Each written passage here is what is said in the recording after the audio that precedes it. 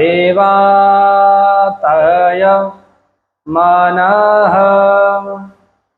ॐ शान्तिः शान्तिः शान्तिः। ओंकारबिन्दुसंयुक्तं नित्यं ध्यायन्ति योगिनः। कामदं मोक्षदं चैव ओंकाराय नमो नमः। गंगातरंगरमणीय जटाकलापं गौरी निरन्तरविभूषितवामभागम् नारायण प्रियमनङ्गमदापहारम् वाराणसीं पुरपतिं भज विश्वनाथं। रामाय रामभद्राय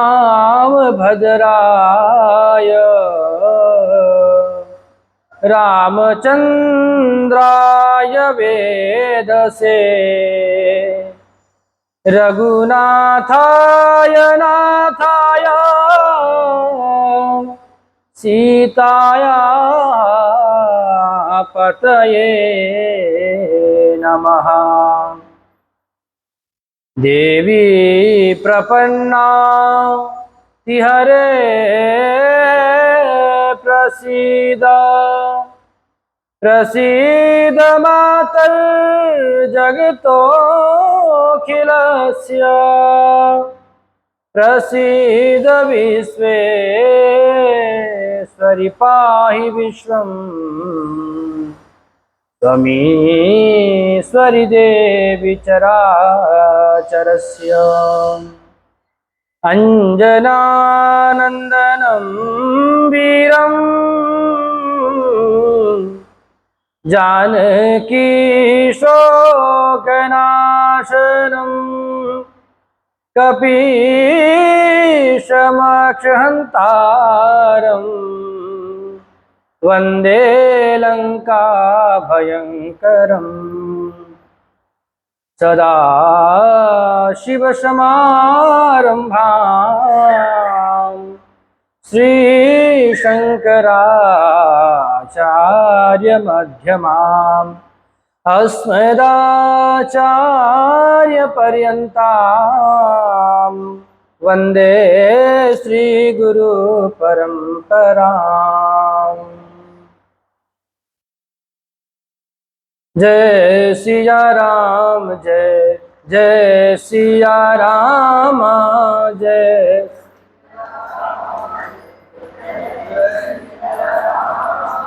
जय सिया राम जय जय सिया राम।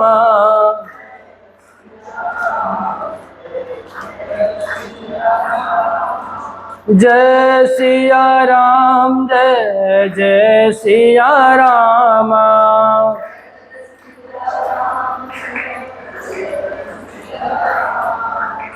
जय सिया राम जय जय सिया राम।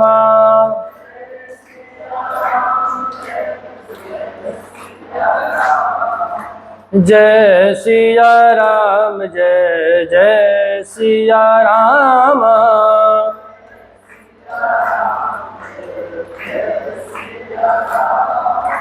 जय रघुनंदन जय घनश्यामा।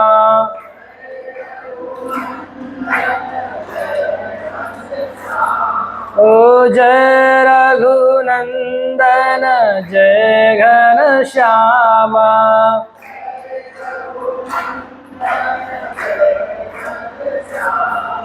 जानकी वल्लभ राधे श्यामा।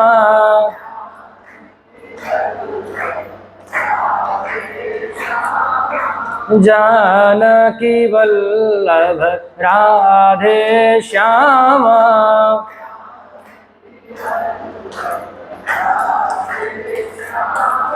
जय सिया राम जय जय सिया राम।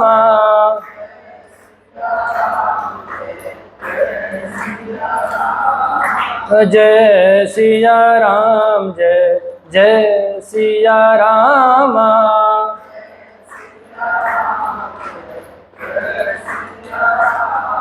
बोलिए सच्चिदानंद भगवान की, श्री काशी विश्वनाथ भगवान की, सियावर रामचंद्र भगवान की, श्री कृष्णचंद्र भगवान की, श्री अनंत बलवंत हनुमान जी महाराज की, जगज्जननी जगदम्बे मात की जय। कली पावन अवतार गोस्वामी श्री तुलसीदास जी महाराज की जय। श्री सद्गुरुदेव भगवान की जय। सत्य सनातन धर्म की अधर्म का प्राणियों में विश्व का, गौ माता की गौ हत्या। ओम नमः पार्वती पतये हर हर महादेव। सच्चिदानंद कंद परब्रह्म परमात्मा के युगल चरणों में प्रणाम। परम पवित्र इस भारत भूमि के चरण में वंदन। पवित्र भारत भूमि में विद्यमान समस्त देवी देवताओं के युगल चरणों में प्रणाम। भारत की आर्थिक नगरी माया नगरी में स्थित चेंबूर के मध्य श्री सनातन धर्म सभा श्री राम मंदिर के पवित्र प्रांगण में परम पिता परमात्मा की महती अनुकंपा से परम पवित्र परमात्मा के दिव्य मंगलमय नाम का, उनकी कथा का, उनकी लीला का आश्रय लेकर हम और आप सभी उस दिव्य सत्संग का लाभ ले रहे हैं। परमात्मा का नाम मंगलमय है, परमात्मा का धाम मंगलमय है, परमात्मा की जो लीला है वह भी मंगलमय है। समस्त प्रकार से परमात्मा के जो गुण समुदाय हैं सर्व प्रकार से सर्वदा मंगलमय है। और जो इन सब का आश्रय लेता है, परमात्मा के नाम का आश्रय, परमात्मा की कथा का आश्रय, परमात्मा की लीला का, अथवा परमात्मा के धाम में रहकर किसी भी प्रकार से परमात्मा का नाम स्मरण करता हो, भक्ति करता हो, साधना करता हो, उसका जीवन भी मंगलमय हो जाता है। ये परमात्मा के नाम की विशेषता है, जो स्वयं मंगल स्वरूप है। मंगल भवन मंगल हारी, उमा सहित जय जपत पुरारी। परमात्मा स्वयं क्या है? मंगल स्वरूप है। मंगल भवन, मंगल के भवन है, भंडार है, स्वयं तद्रूप है, आनंद स्वरूप है। विज्ञानम आनंदम ब्रह्म, तो स्वयं ज्ञान स्वरूप और आनंद स्वरूप है, मंगलमय है। मंगल के भवन तो है, उसके साथ साथ इतना ही नहीं, अमंगलहारी। हमारे जीवन में जितने अमंगल हैं, जितने कष्ट हैं, जितने विघ्न हैं, जितने पीड़ा हैं, एक भक्त के हृदय में आने वाले अनेक अनेक कष्ट, बाधा, संकट सबका हरण करते हैं परमपिता परमात्मा। उनके नाम में इतनी शक्ति है कि नाम मात्रेण, यस्य स्मरण मात्रेण जन्म संसार बंधना। विष्णु सहस्त्र नाम में कहा है कि भगवान के स्मरण मात्र से जो आवागमन है, संसार में आना जाना, तो जन्म मृत्यु का जो बंधन है इस बंधन से मुक्त हो जाता है। ऐसा दिव्य नाम है परमात्मा का। इस नाम का आश्रय कौन ले रहे हैं? बोले उमा सहित जही जपत पुरारी। भगवान शंकर स्वयं कैलाश पर्वत पर विराजमान होकर के सदैव माता उमा के साथ में भगवान कुछ दिव्य नाम का आश्रय ले रहे हैं। उसी नाम से भगवान सबको उस मुक्त भी कर रहे हैं। ऐसे परम पवित्र परमात्मा के कथा का रसास्वादन करें, कथा का आश्रय ले, नाम का आश्रय ले, तो हमारा जीवन भी मंगलमय हो जाता है। परमात्मा सदैव अपने भक्तों के आनंद के लिए, अपने भक्तों के सुख के लिए, भक्तों की भावना को रखने के लिए अनेक रूप में प्रकट होते हैं और उसी रूप में प्रकट होकर के जो मनोवांछित कामना भक्तों की वो स्वयं पूर्ण करते हैं।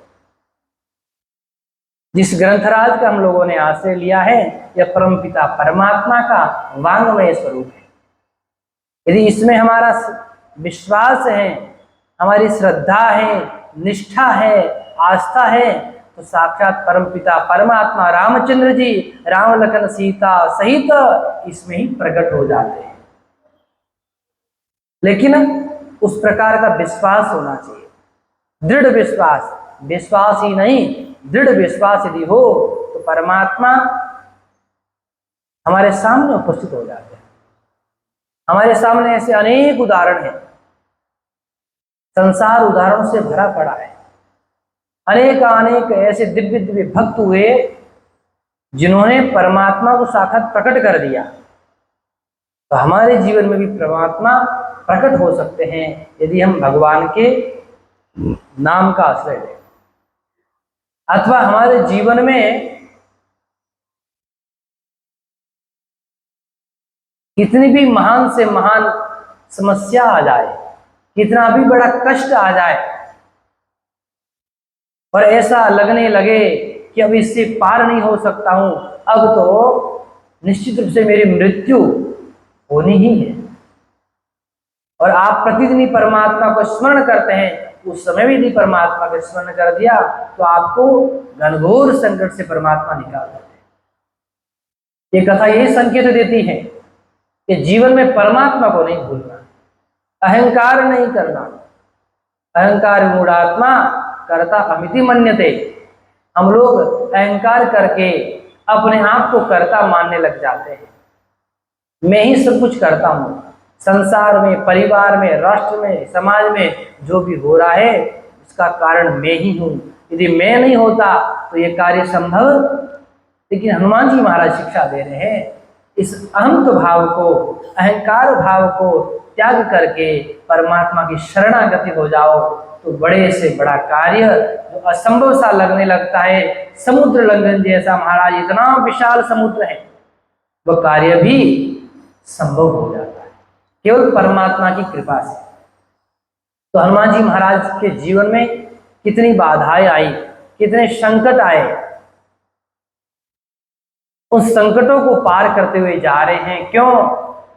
हनुमान जी महाराज के पास भगवान का नाम स्मरण है, मुख में राम नाम है, मुख में राम नाम है और हृदय में भगवान है। बार बार रघुवीर संभारी, करके उपवन तने बल भारी। इस प्रकार इस दिव्य भाव में हम लोग कथा का आश्रय लेकर के हनुमान जी महाराज किस प्रकार समुद्र लंघन कर रहे थे। मैनाक पर्वत सामने आया, मैनाक पर्वत को हनुमान जी महाराज ने प्रणाम किया। हनुमान तेई परशा कर पुनि कीन प्रणाम, राम काज कीने बिनु मोहि का विश्राम। हे मेरे पितृकल्प, अब जब तक मैं भगवान का कार्य न कर लूं तब तक मुझे विश्राम नहीं है, अतः मेरा प्रणाम स्वीकार करिए, मुझे आगे जाने दीजिए। उसके बाद में महाराज हनुमान जी आगे जा रहे हैं और देवताओं ने जैसे जात पवन सुत देव न देखा, हनुमान जी को जाते हुए देखा तो उन्होंने एक सुरसा नाम की राक्षसी थी, जो नागों की माता थी, उसको भेजा कि आप जाकर के हनुमान जी महाराज की क्या करो, परीक्षा लो। इस परीक्षा में पास हो जाएंगे, कठोर परीक्षा लेना, तो निश्चित रूप से समझ लेंगे कि हमारा कार्य अब होने वाला है। अब देर नहीं, जब राक्षस का अंत होगा, अब बहुत हुआ अंधकार, अब सवेरा होगा। रात्रि गमिष्यति भविष्यति सुप्रभातम। जब हनुमान जी महाराज इस बाधा को पार कर लेंगे तो हमें विश्वास हो जाएगा, अब जो ये राक्षसों का आतंक मचा है, सब जगह पूरी पृथ्वी पर त्राही त्राही कर रखा है, समस्त देवता गंधर्व किन्नर पशु पक्षी सबको परेशान कर रखा है, इसका अंत होने वाला है। सुरसा परीक्षा लेने के लिए आती हैं। सुरसा ने कहा कि हनुमान जी, मुझे देवताओं ने आप मेरे आहार हैं इस रूप में, अर्थात देवताओं ने मुझे कहा है कि हनुमान तुम्हारा आहार है। आज सुरन मोहि दीन आहारा, सुनत वचन पवन कुमारा। आज देवताओं ने मुझे आहार रूप में आपको भेजा है, आज मैं प्रसन्न हूँ, मेरे आहार रूप में आए, मेरा दिव्य भोजन प्राप्त हो गया है। तो हनुमान जी ने कहा, हे देवी, आपको प्रणाम है, लेकिन आप यदि चाहती हैं मैं आपका आहार बनूं, मैं आपका आहार बनूंगा भी, लेकिन पहले मैं अपने राघव का जो कार्य, जिस कार्य को मैंने हाथ में लिया है, जिस कार्य को करने के लिए मैं जा रहा हूँ, जिस कार्य को करने के लिए दृढ़ संकल्पित हूँ, उस कार्य को मुझे करने दीजिए। उसके अनंतर मैं स्वयं, जब माता सीता की खोज का पता लग जाएगा, उस खोज का पता मेरे राघव को बता करके मैं पुनः तुम्हारे मुख में तुम्हारा आहार बनने के लिए आ जाऊंगा। राम काजु करि फिर में आवो, सीता कई सुधि प्रभु ही सुनावो। राम सिया राम जय जय राम, राम सिया राम सिया। ओ तब तब बदन पेटी हूँ आई, सत्य कहूँ मुहि जान दे माई। राम सिया राम।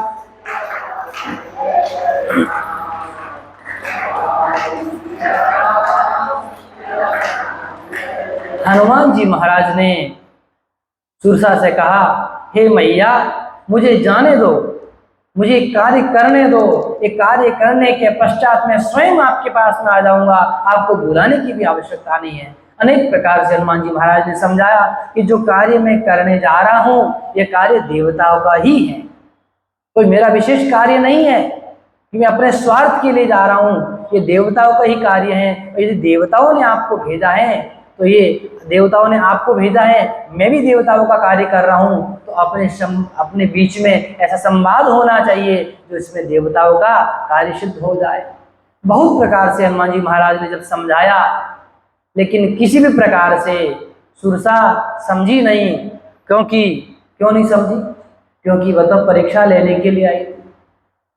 उसने सोचा हनुमान जी महाराज मुझे बातों में से उलझा करके चले जाएंगे, और मैंने छोड़ दिया तो देवता मेरी क्लास लगाएंगे। हमने तुझे परीक्षा लेने के लिए भेजा था, तुमने क्या किया? घोटाला कर दिया, बिना परीक्षा के ही परीक्षक को जो भेज दिया। होता है ना स्कूल में कि भाई परीक्षा के लिए किसी विशेष को भेजा जाता है, और बाद में पता चले कि परीक्षा ना लेकर के कम से कम रिश्वत लेकर के मान गया। तो उसने कहा नहीं, इस प्रकार का कार्य नहीं करना है, देवता मुझे जीने नहीं देंगे। जिस कार्य के लिए मुझे देवताओं ने भेजा है, मुझे वो कार्य करना है, और हनुमान जी को जिस कार्य के लिए राम जी ने भेजा है, उनको अपना कार्य करना है। अनेक प्रकार से समझाया, लेकिन ओ कवन हूँ जतन देही नहीं जाना, ग्रस सिन मोई कहो हनुमाना। राम सिया राम जय जय राम।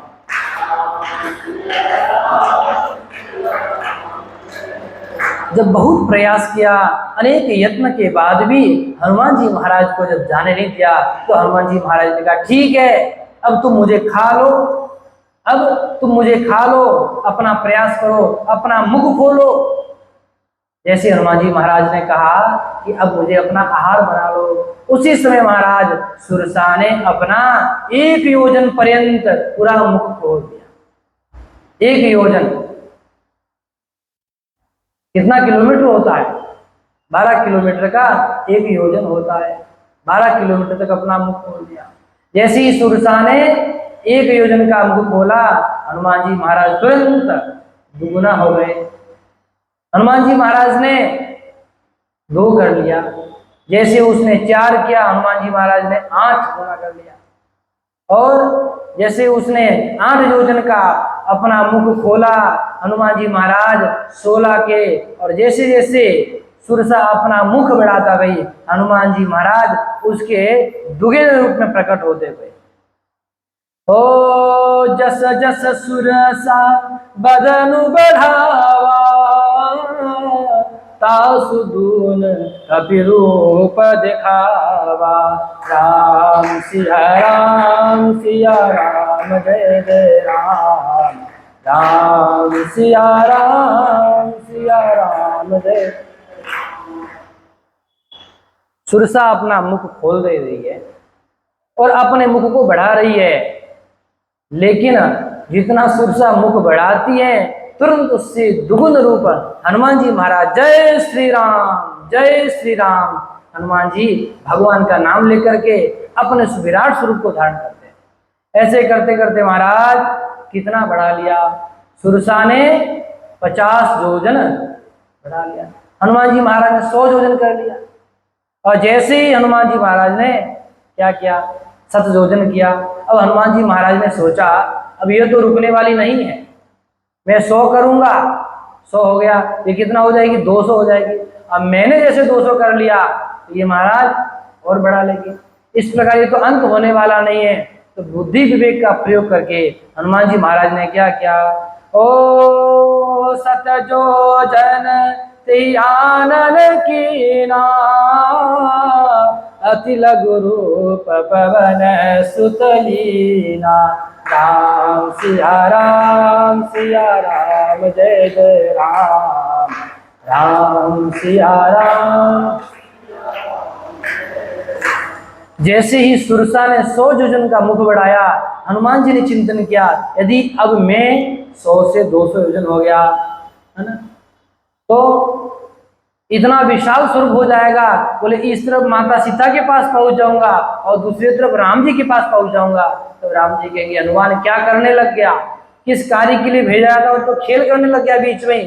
तो हनुमान जी महाराज ने विवेक का प्रयोग करके तुरंत पवन सुत अत्यंत लघु रूप हो गए, लघु नहीं अति लघु रूप पवन सुत लीना, तुरंत सूक्ष्म छोटा रूप धारण करके बदन पहेटी पुनि बाहर आवा, माग विधाता हे सिरुनावा। राम सिया राम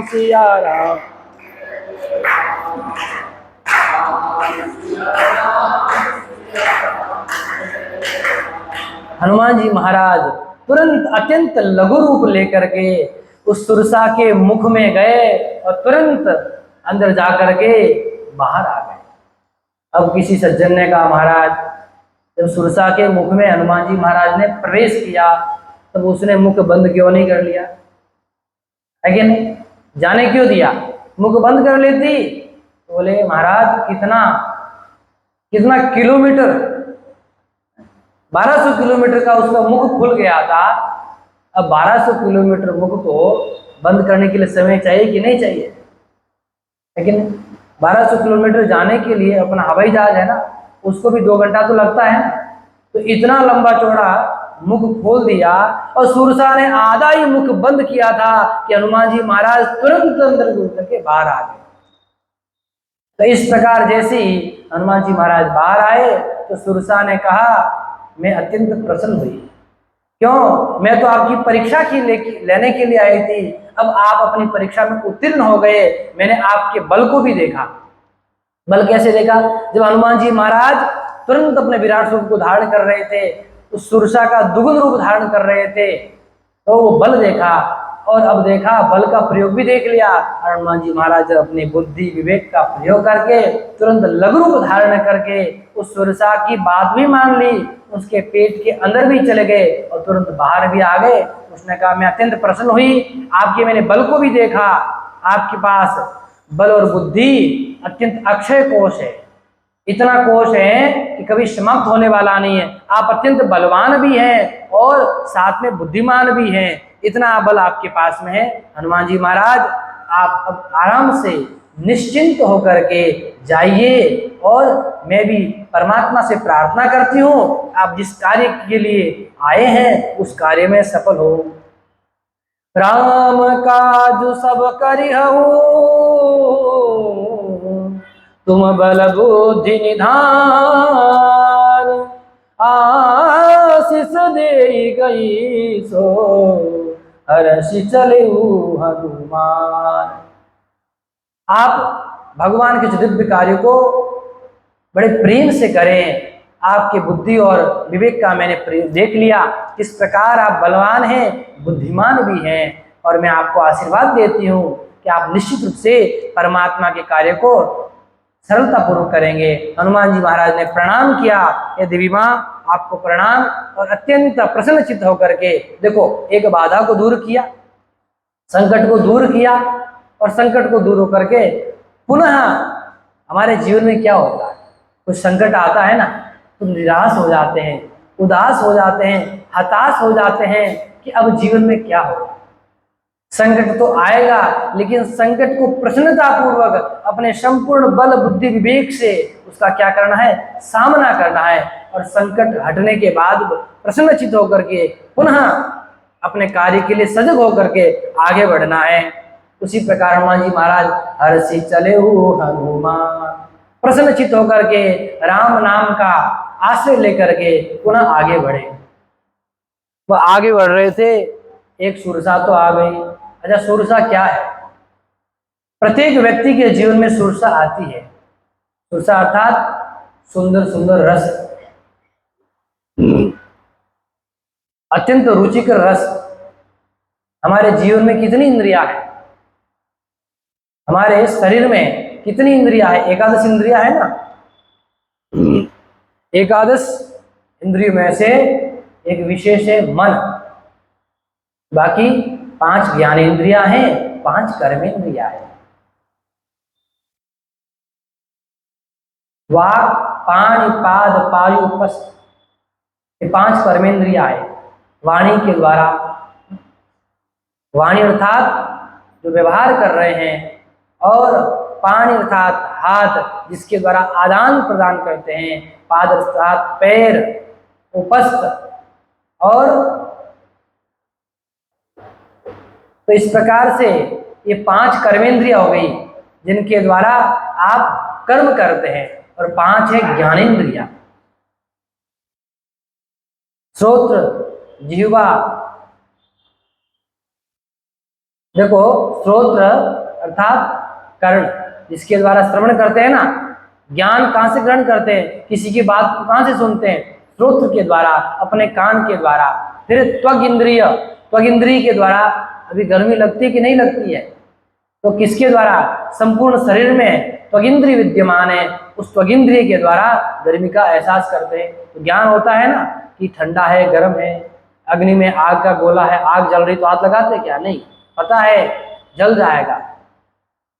श्रोत्रत्वक जिह्वा, और जिह्वा जो हमारे पास में है उसके द्वारा क्या करते हैं, रस स्वाद करते हैं, रस को ग्रहण करते हैं, चखते हैं। कितने प्रकार के 6 रस है, मधुर, अम्ल, लवण, कटु, कषाय, तिक्त, भेदात। ये 6 प्रकार के रस होते हैं जिनके माध्यम से रस का आस्वादन करते हैं।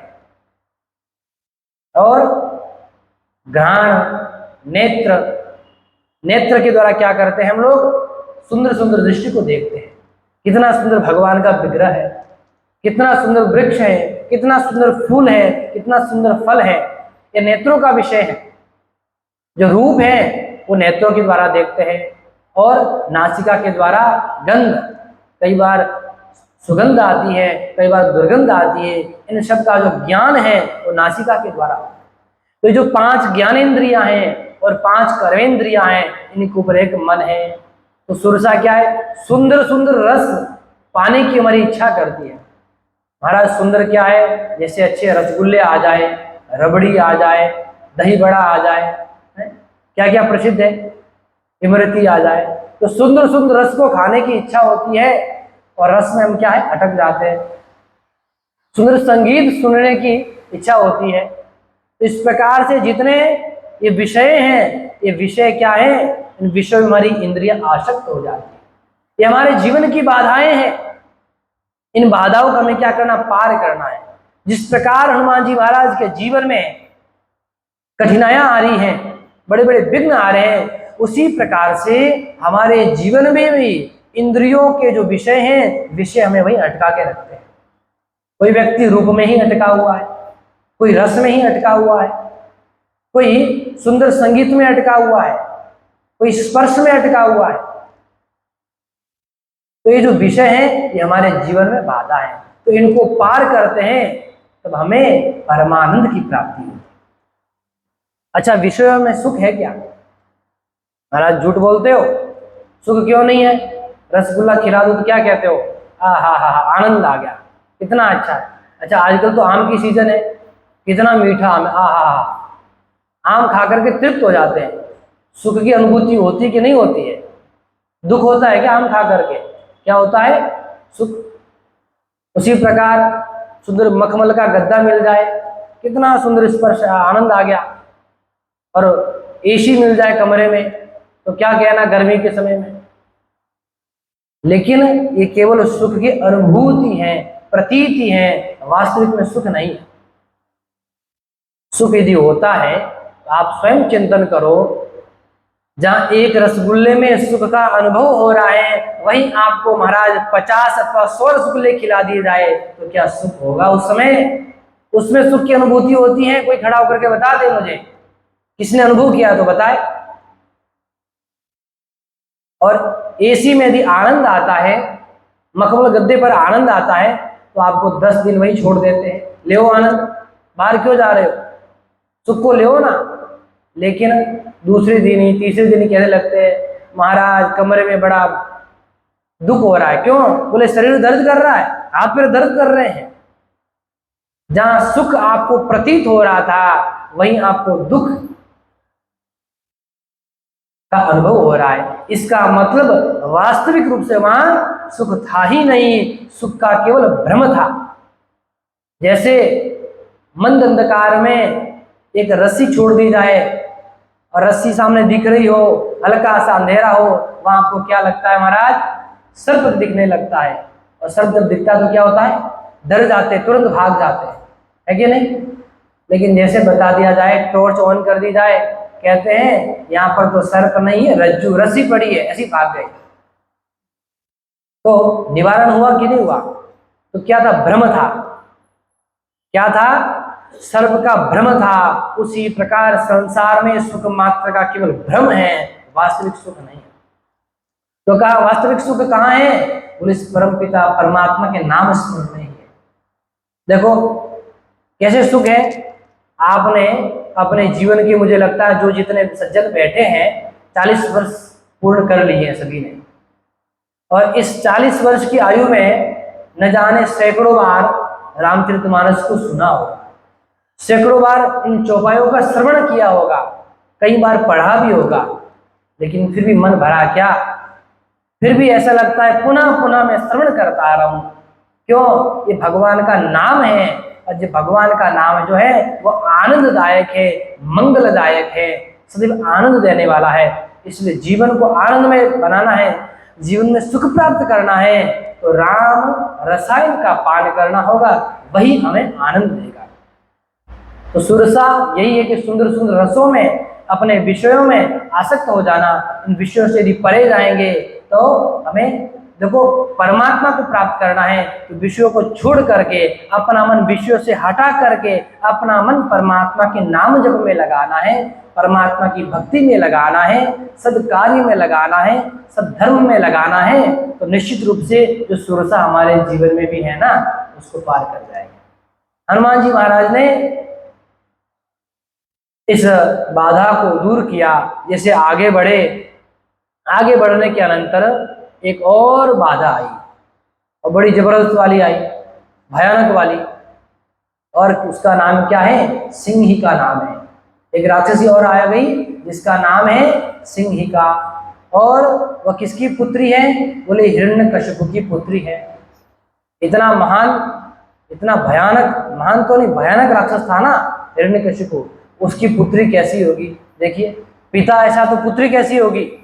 और किसकी पत्नी है? बोले विप्रचित्त नामक जो दैत्य है उसकी पत्नी है, और राहु की माता है। सब परिचय दे दिया, उसका पिता कौन है, पति कौन है, पुत्र कौन है, और नाम क्या है? सिंहिका नाम की राक्षसी थी। वह भी समुद्र में रहती थी, और समुद्र में रह करके उसके पास एक विशेषता थी महाराज।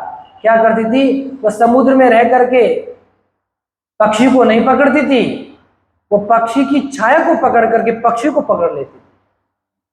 इतना बलवती थी, उसको ऐसा वरदान था कि जो उड़ रहा पक्षी उसकी छाया को पकड़ लिया तो पक्षी भी उसके वश में हो जाएगा। कहाँ रहती थी? निशिचरी एक सिंधु महुराही, करी माया नभु के खग गई। राम सिया राम, सिया राम जय जय राम।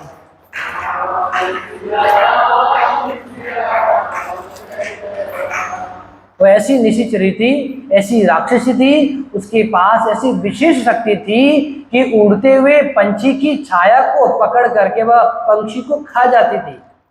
किसी पंछी को अथवा किसी प्राणी को पकड़ने की आवश्यकता नहीं होती थी, उसकी छाया को ही उसने पकड़ लिया तो वही उसका भोजन बन जाता था। तनु तज रहती छाके में छेकी, तनु तजी, तनु अर्थात शरीर को छोड़ करके उसकी छाया को पकड़ करके ही जीवों को अपना आहार बना लेती थी। उसके पास ऐसी विशेष माया थी। भाई हिरण्यकशिपु की पुत्री है तो माया भी तो होगी विशेष, पिता ने विशेष माया सिखाई होगी। जिसका पुत्र इतना बलवान हो, राहु जैसा, इतना बलवान राहु, सूर्य चंद्र को ग्रस लेता है। राहु की दशा बड़ी विचित्र है। कहा कि आपको तो राहु की दशा चल रही जीवन में, इतना बलवान है उसका पुत्र। जीव जंतु जे गगन उड़ाही, जल बिलो की तिनके परिछाई। ओ गही छाक सक नोन उड़ाई, यही विधि सदा गगन चर खाई। राम सिया राम।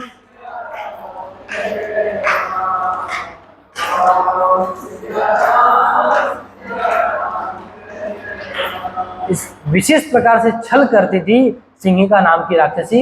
जो भी गगन में पंछी उड़ते थे उन पंछियों को देख करके उनकी छाया कहाँ पड़ रही है, चाहे पंछी कितना ही ऊपर हो, कितना ही ऊपर हो, उस पंछी की छाया को पकड़ करके उस स्थान पर चली जाती थी, और छाया को पकड़ लिया तो पंछी उसके बस में हो जाता था। इस प्रकार से गगन में उड़ने वाले जितने भी पंछी थे सब जीवों को अपना आहार बना लेती थी महाराज। उसी प्रकार उसने हनुमान जी के साथ भी यही छल किया।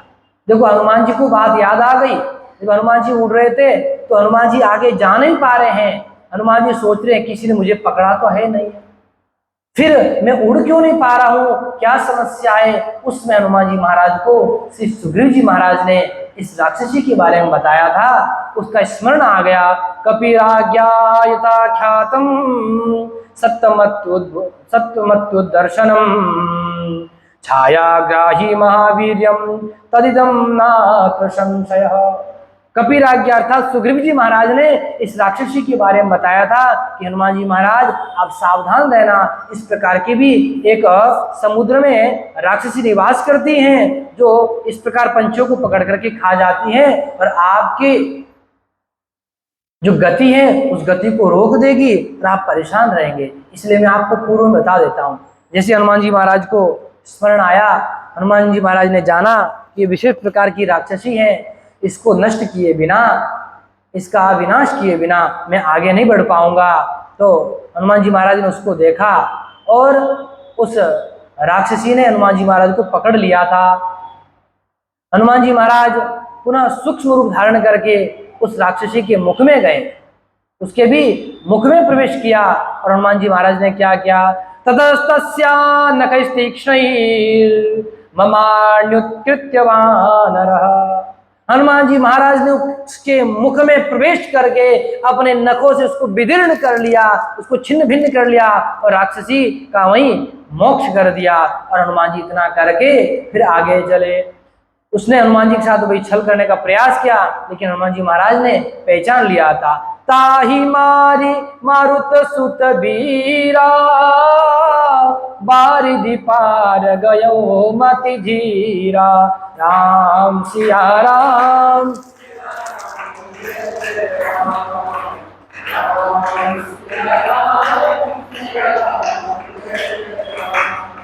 देखो,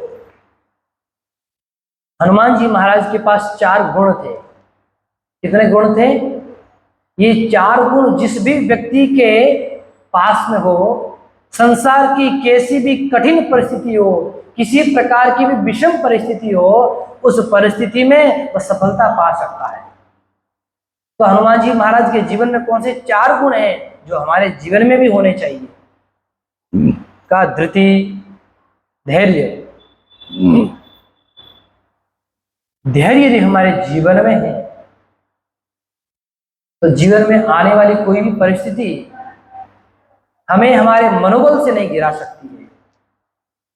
क्योंकि आपके पास यदि मनोबल है किसी कार्य को करने का, यदि उत्साह है, तो बड़े से बड़े संकट से आप उस बाधा को पार कर सकते हैं, उससे आगे जा सकते हैं। तो जीवन में धैर्य होना अति आवश्यक है। किसके जीवन में धैर्य था? तो बोली 4 गुण हनुमान जी के पास में थे। कौन से? यस्ये त्वेतानि चत्वारि वानरेन्द्र यथा तव, धृतिर्दृष्टिर्मतिर्दाक्ष्यम सकर्मसु न सीदति। जिसके जीवन में ये 4 गुण हैं, वो व्यक्ति समस्त प्रकार से सफल हो सकता है। जीवन में कितनी भी बाधा आए उसको पार कर सकता है। बोले कौन कौन से? कहा धृति, दृष्टि, मति और दाक्ष्य। धृति नाम धैर्य, और दृष्टि, दृष्टि होनी चाहिए। किसी भी कार्य में सकारात्मक दृष्टि होनी चाहिए, पॉजिटिव थिंकिंग होनी चाहिए।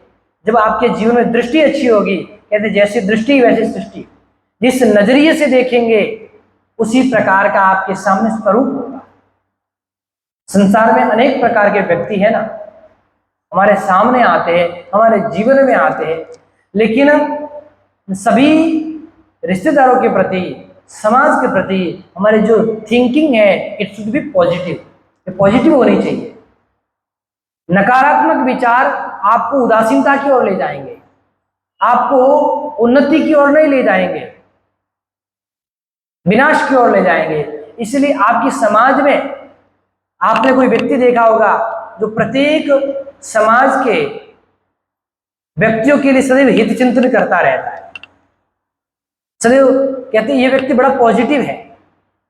तो वह व्यक्ति आपने देखा होगा उसके जीवन में कितनी भी बाधाएं आई हो। देखो, प्रत्येक व्यक्ति के जीवन में संघर्ष तो होता ही है, लेकिन संघर्षों को पार कैसे किया जाता है व्यक्ति के जीवन पर निर्भर करता है। कि व्यक्ति के जीवन में यदि 4 गुण विद्यमान है तो निश्चित रूप से किसी भी संकट को पार कर सकता है। इसलिए धैर्य रखिए किसी भी कार्य को करने के लिए। सब्र का फल मीठा होता है, ऐसा कहा जाता है, और वास्तविकता भी है। इसीलिए धृति और दृष्टि और साथ में मति भी, विवेक होना चाहिए किसी कार्य को करने के लिए। चिंतन करिए कि इस कार्य का परिणाम क्या होगा, इस कार्य को मैं करने जा रहा हूं, दोनों पक्षों को देखिए, इसका परिणाम क्या होगा, अच्छा होगा या बुरा होगा। यदि बुरा होगा तो कितना बुरा होगा, अच्छा होगा तो कितना अच्छा होगा। इस प्रकार का कार्य को करने के लिए विवेक जिसके पास में है वह जीवन में सफलता प्राप्त कर सकता है। और दाक्ष्य, दक्षता, निपुणता, कुशलता, कार्य करने की कुशलता बड़ी महत्वपूर्ण है, सबके पास नहीं होती है। इन गुणों को विकसित किया जाता है। यदि 4 गुण जिस किसी भी व्यक्ति के पास में है, क्या? धैर्य, दृष्टि, मति अर्थात सूझबूझ और दाक्ष, कार्य को करने की कुशलता, समाज में वह व्यक्ति कभी भी असफलता को प्राप्त नहीं कर सकता है। उदाहरण उठा के देख लीजिए, इसी में देख लीजिए, श्रीमद् रामचरितमानस में भगवान राघवेंद्र सरकार यद्यपि भगवान है तथापि मनुष्य के रूप में अपने जीवन को व्यतीत कर रहे हैं, किसी भी शक्ति का प्रयोग नहीं कर रहे हैं। एक सामान्य मानवी को कैसे जीवन जीना चाहिए, उस जीवन को लेकर के श्री रामचंद्र जी जी रहे हैं। उनके जीवन में कितना धैर्य है। आपको यदि कोई व्यक्ति अभी पीट करके चला जाए महाराज, तो तुरंत 10 लोगों को लेकर के पहुंच जाओगे उसके घर पे, अथवा आपके पास बल नहीं है तो पुलिस में रिपोर्ट करवाओ। लेकिन देखो रामचंद्र जी महाराज वन में गए, वन में न जाने पहले तो जानकारी ही नहीं थी, ज्ञान ही नहीं था कि मेरी अर्धांगिनी, मेरी जानकी को कौन ले गया। कितना धैर्य उस व्यक्ति के पास, धैर्य था तभी इतनी दूरी तय की, वानर समूह को इकट्ठा किया, मित्रों को इकट्ठा किया और एक सेना बनाई। सूझबूझ कितनी है, दक्षता, कार्य को करने की कितनी दक्षता है, और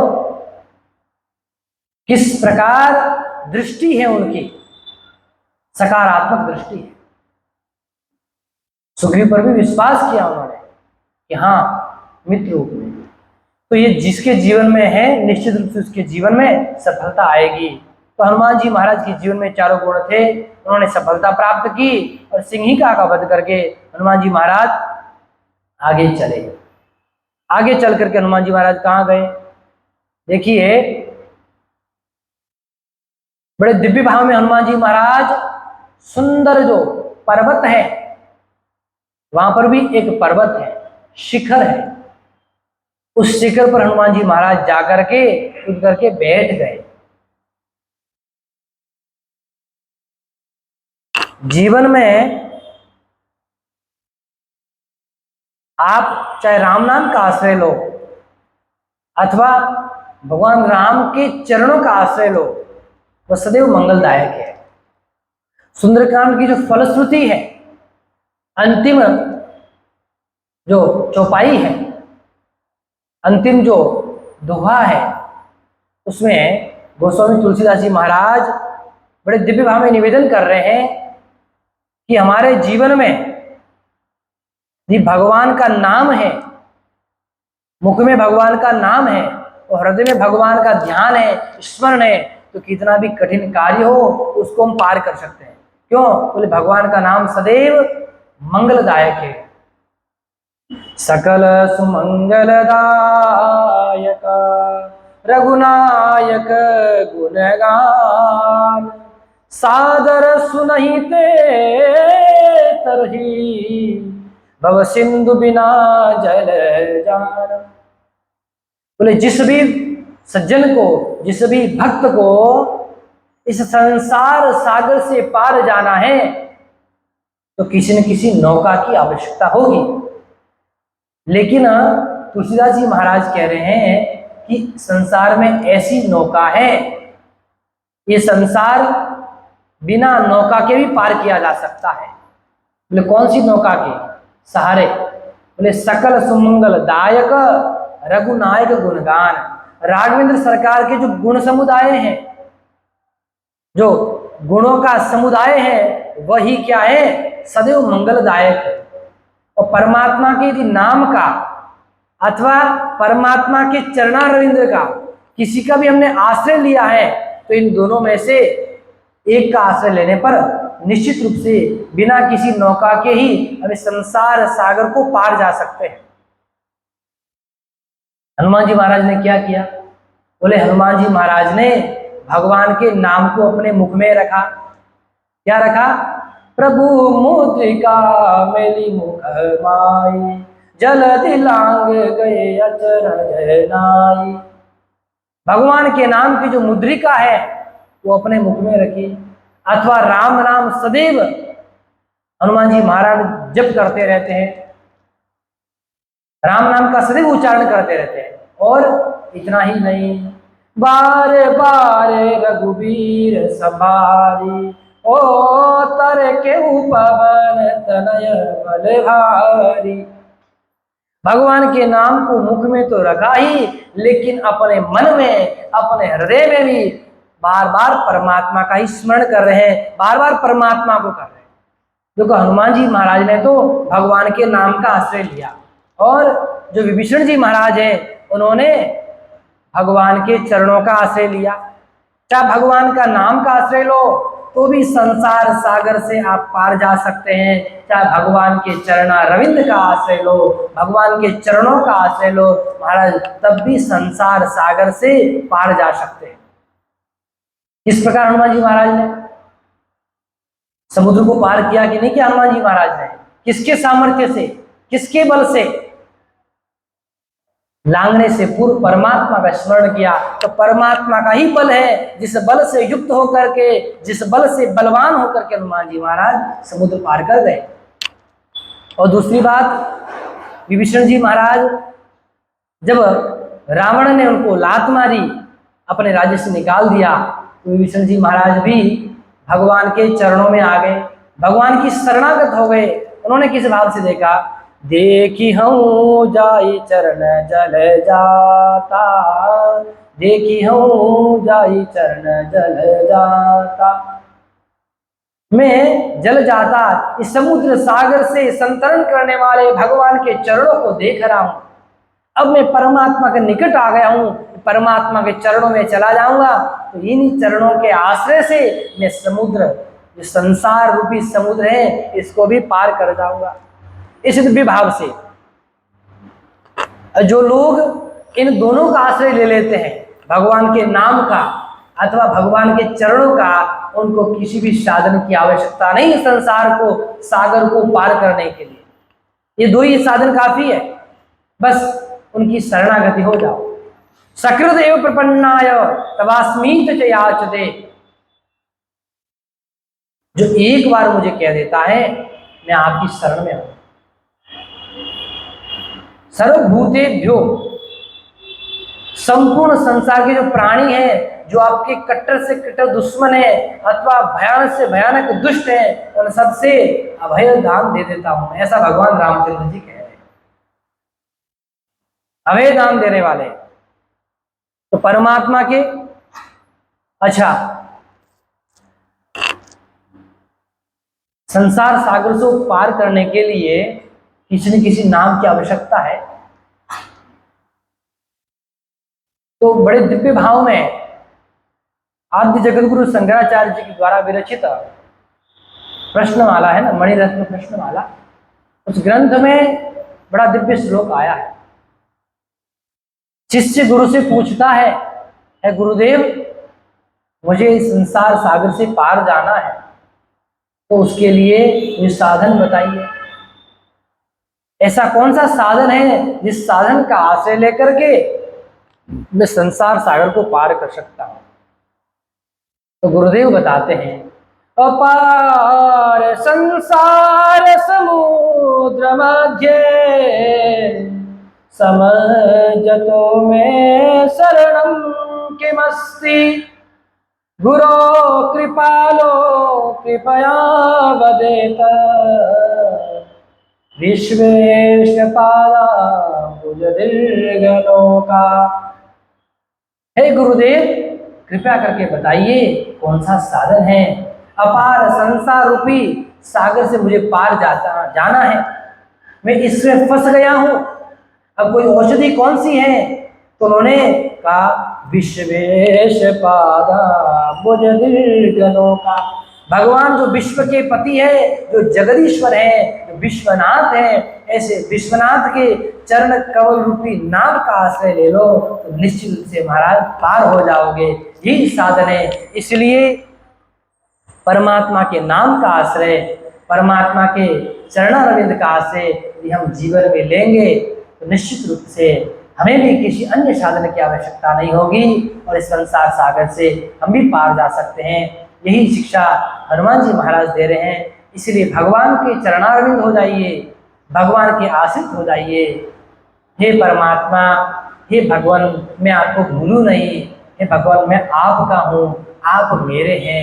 सदैव इस बात का चिंतन करते रहिए, परमात्मा का सदैव स्मरण करते रहिए। इतना कह करके परमात्मा के गुरु चरणों में अपने वाक्यांजलि समर्पित करते हुए पुनः आगे की कथा कल भगवान की कृपा से श्री हनुमान जी महाराज की, श्री काशी विश्वनाथ भगवान की, श्री राधा कृष्ण भगवान की, अनंत बलवंत श्री हनुमान जी महाराज की, सत्य सनातन धर्म की अधर्म का प्राणियों में, विश्व का, गौ माता की गौ हत्या।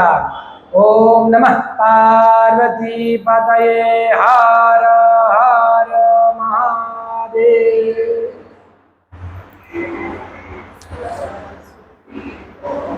कोई न